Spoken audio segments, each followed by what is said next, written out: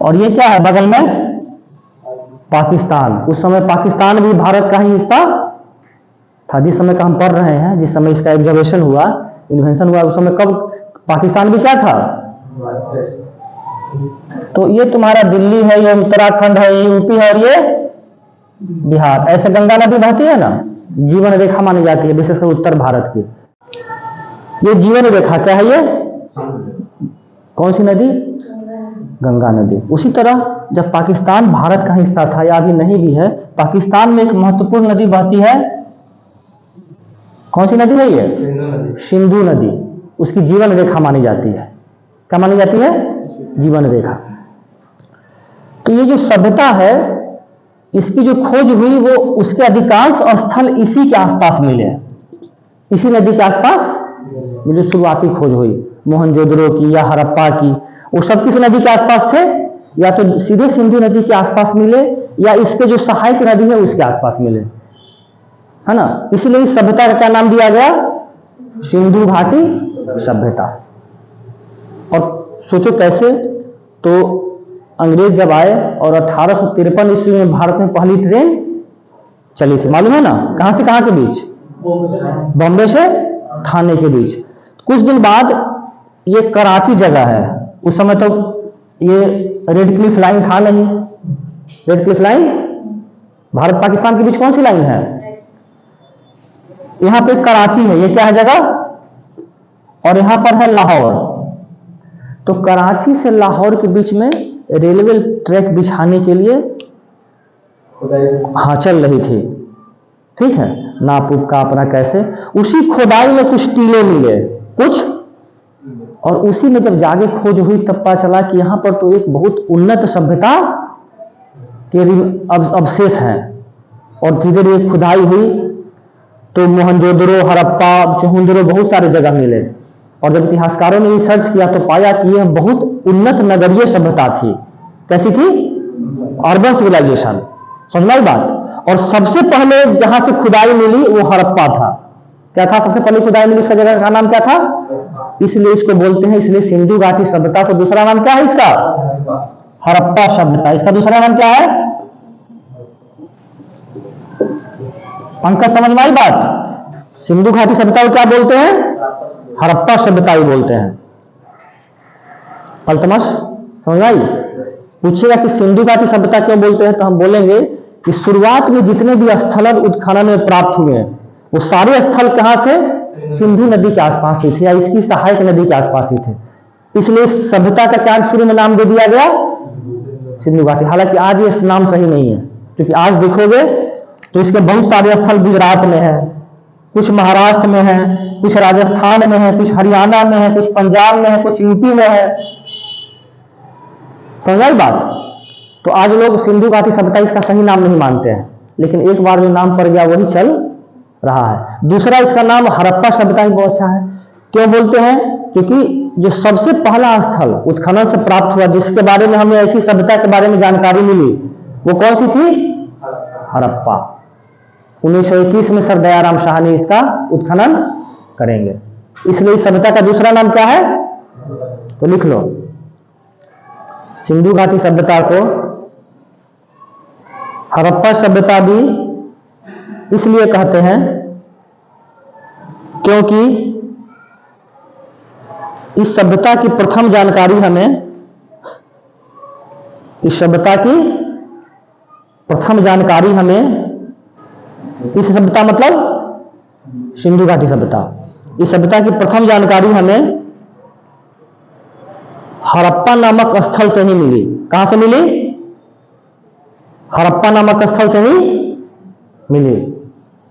समझाई ना कि सिंधु घाटी सभ्यता को क्यों हड़प्पा सभ्यता कहते हैं? कोई दिक्कत? अब देखो, देखते हैं कि कब से कब का काल है ये।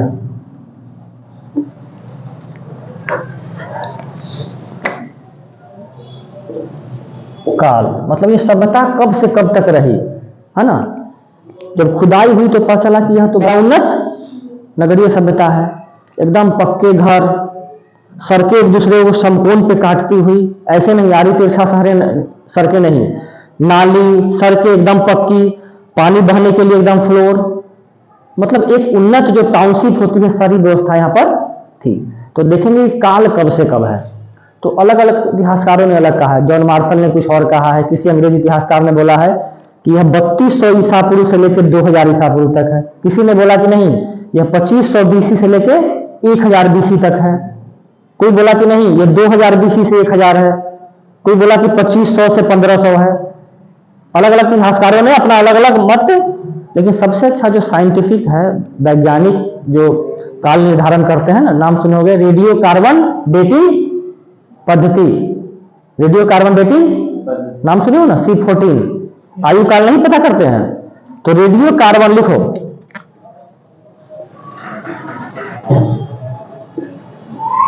रेडियो कार्बन डेटिंग पद्धति।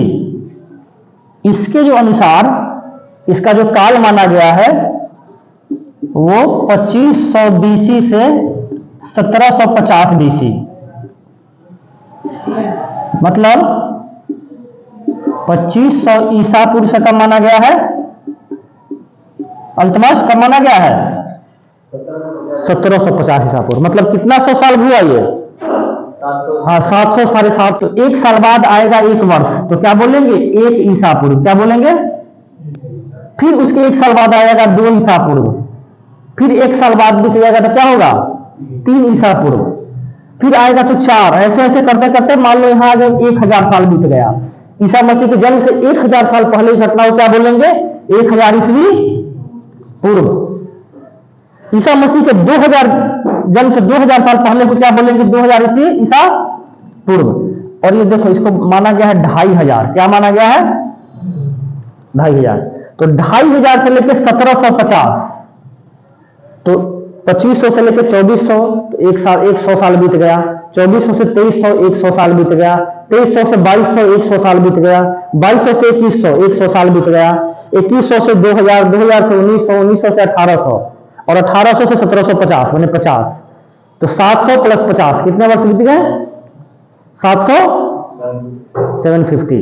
यहां तक समझ में आई कि नहीं। अब तो पूछेगा, ये पूछता है कि सिंधु घाटी सभ्यता का काल रेडियो कार्बन या वैज्ञानिक पद्धति, वैज्ञानिक प्रणाली में कब से कब माना जाता है,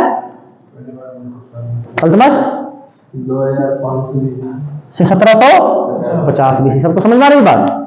मतलब यहां शुरू होगा सिंधु घाटी सभ्यता और यहां पे आके समाप्त हो जाएगा। इसके जितने भी शहर होंगे वो समाप्त हो जाएंगे। अब चाहे जैसे समाप्त हो, वो बाढ़ से समाप्त हो, सूखा से समाप्त हो, भूकंप आ जाए, लेकिन यहां तक आते आते इनके सारी सभ्यताएं और सारे शहर समाप्त हो जाएंगे। अभी जो तुम उत्खनन हो रहा है मोहनजोदड़ो को या हड़प्पा को, वहां पे कोई शहर नहीं है, बस उसके अवशेष बचे हुए हैं, खंडहर बचे हुए हैं। उन्हीं को खोद खोद के इतिहासकार हम लोगों को बताते हैं। अब देखो काल के बाद भौगोलिक विस्तार, भौगोलिक विस्तार, ज्योग्राफिकल एक्सटेंट।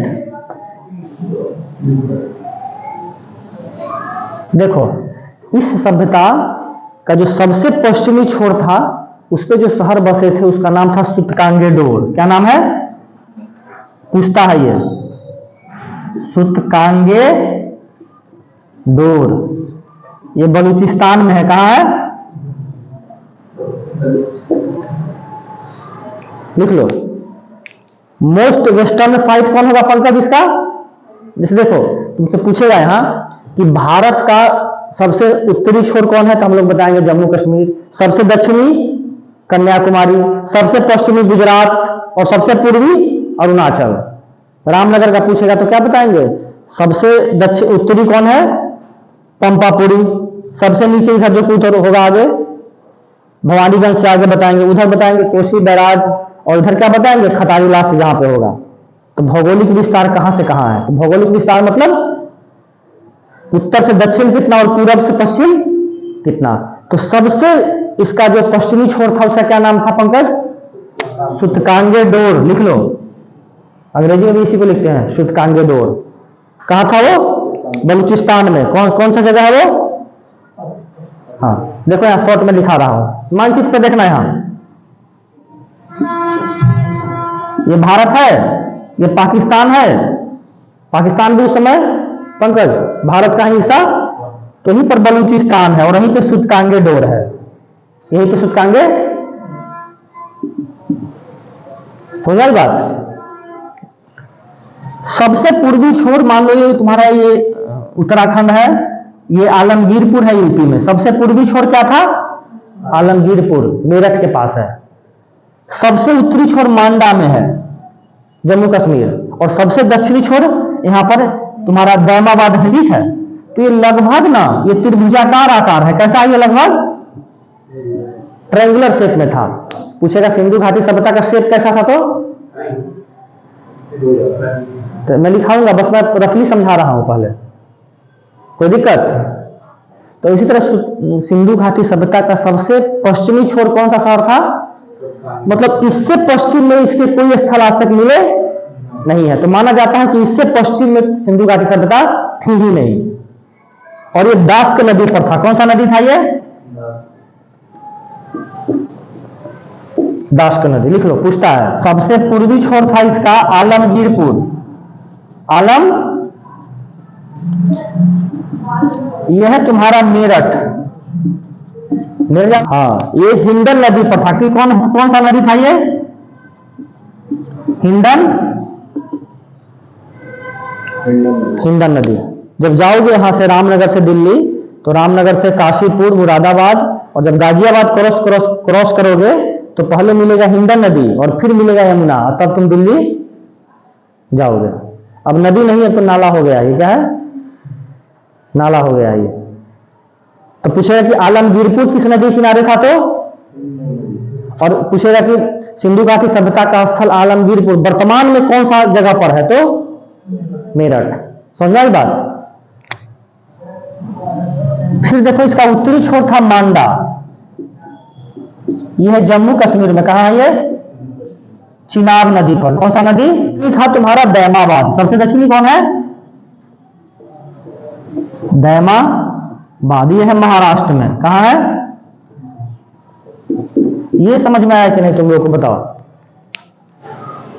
सुधीर। पूछेगा कि सिंधु घाटी सभ्यता का भौगोलिक विस्तार बताइए, तो तुम क्या बताओगे? सबसे पश्चिमी छोर सूचकांगे डोर, जो कि दास्क नदी के किनारे है।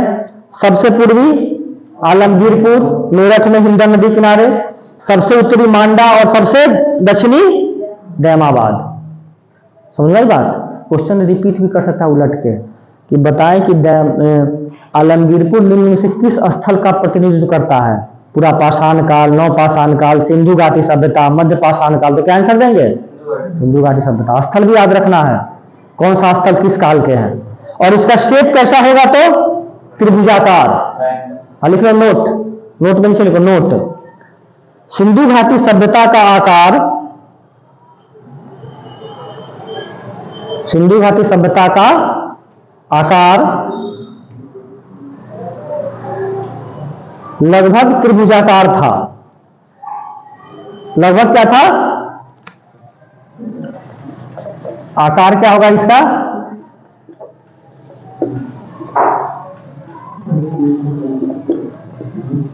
त्रिभुजाकार था। समझा या? पूछ चुका है। आयत जैसा था, वर्ग जैसा था, सर्किल जैसा था, त्रिभुजाकार था। तो हम लोग क्या देंगे? त्रिभुजाकार। ये तुम्हारा भौगोलिक विस्तार समाप्त हुआ। ठीक।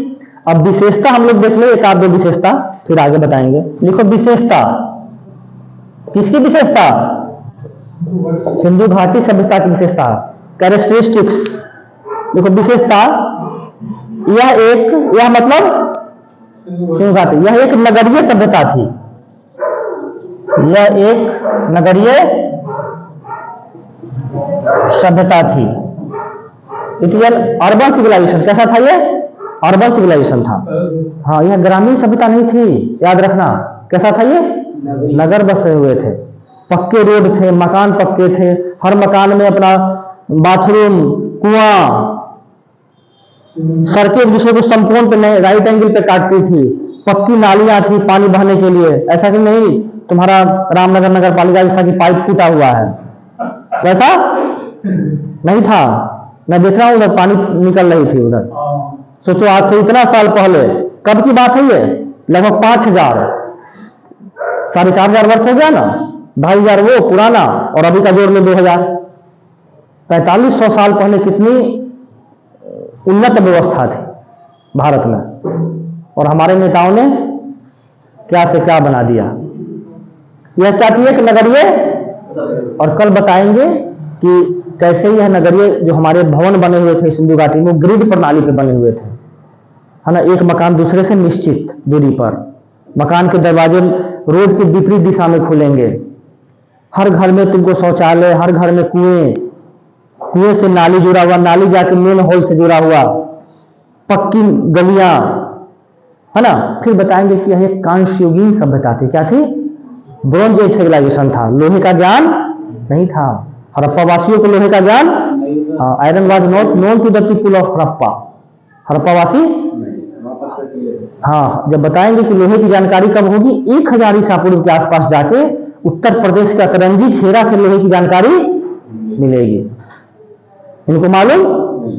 और भी 2-3 कैरेक्टरिस्टिक्स देखेंगे, और फिर कल देखेंगे हम लोग कि कहां से क्या मिला, हड़प्पा से क्या मिला, है ना। हड़प्पा से अगर मोबाइल मिलता तो पता चलता कि व्हाट्सएप भी वो चलाते थे। फिर देखेंगे हड़प्पा से क्या मिला, मोहनजोदड़ो से क्या मिला, धौलावीरा से क्या मिला, कालीबंगा से क्या मिला। वही पूछेगा तुमसे कि स्वस्तिक के चिन्ह कहां से मिले हैं, कांसे की नर्तकी की मूर्ति, डांसिंग गर्ल कहां से मिले हैं, महान स्नानागार, ग्रेट बाथ कहां से मिले हैं। तो कल तुम्हारा ये चैप्टर समाप्त हो जाएगा। ठीक है।